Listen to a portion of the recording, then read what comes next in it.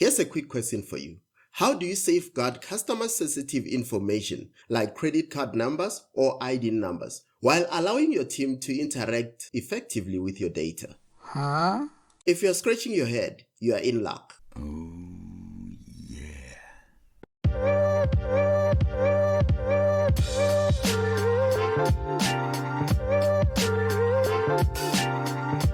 Hi everyone, welcome back to our Power Platform tutorial series. I'm Tiyani. Today we're gonna uncover the magic of masking rules in Power Platform for your Power Apps, a tool that keeps sensitive data secured while accessible to only authorized users.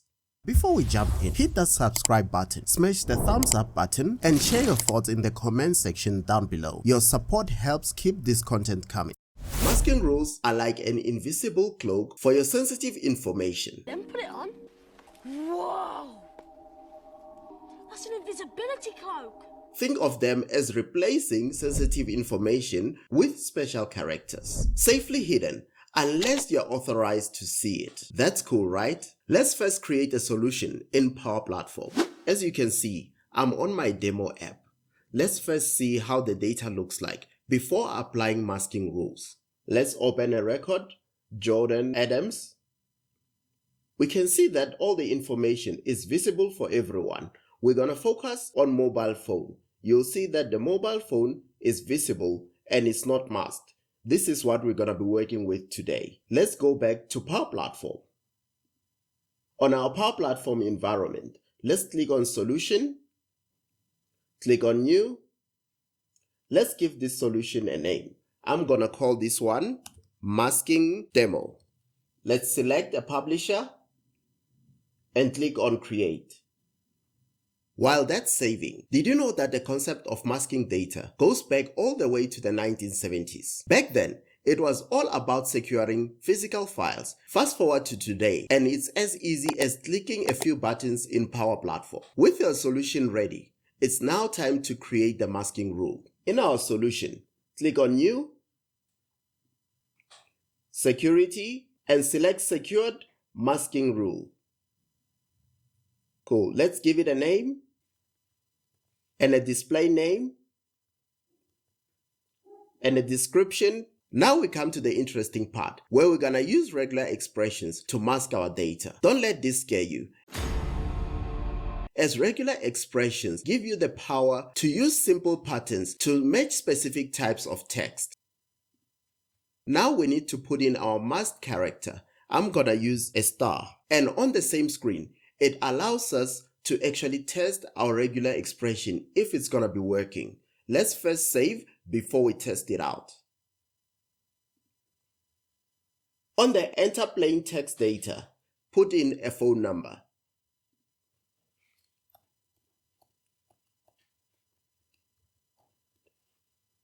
Once that is done, I'm gonna click away and save again. And after saving and refreshing, you will notice that our test data has been masked, and this is what you're gonna be seeing on your model-driven apps forms. Let's save and close.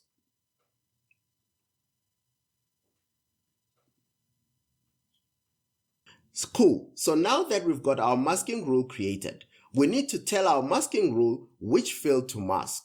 So let's go and add a table and a field and specify our newly created masking rule for that field. Go to Add Existing, Table. Let's select Contact.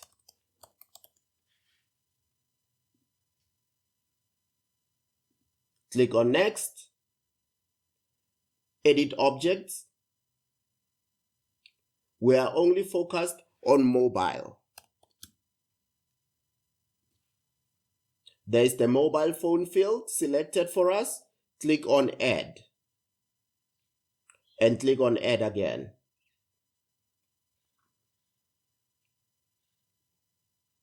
Cool. Now that our table is added, let's go to the column on that table to specify our masking rule. Click on Columns and click on Edit. On the side pane that comes up, scroll all the way down to Advanced Options. And you'll notice on the General tile, we have Enable Column Security and Masking Rule. Now it is set to None. Click on the drop down and locate our newly created masking rule, which is T365 phone number mask. Once you select it, click on Save, and there it is. For these changes to take effect, we need to click on the Publish button.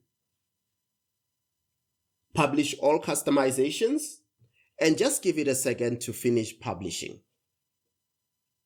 Cool. Our solution is now published. Let's head back to our demo app and open up the record that we opened before to see if the masking rule has been applied for our field.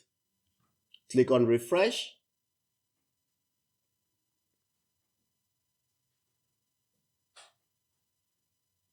And voila, now you can see the mobile phone is masked and we cannot see the sensitive data that we do not want other people to see. Permissions are crucial, so you need to use column security profiles to secure your data. To grant user access, you can allow them to view masked values, view unmasked data for one record, or even multiple if required. But remember, less is more when it comes to permissions. And that's it. You've learned how to create and apply masking rules in Power Apps. Whether you're protecting customers' data or complying with regulations, this tool is a game changer.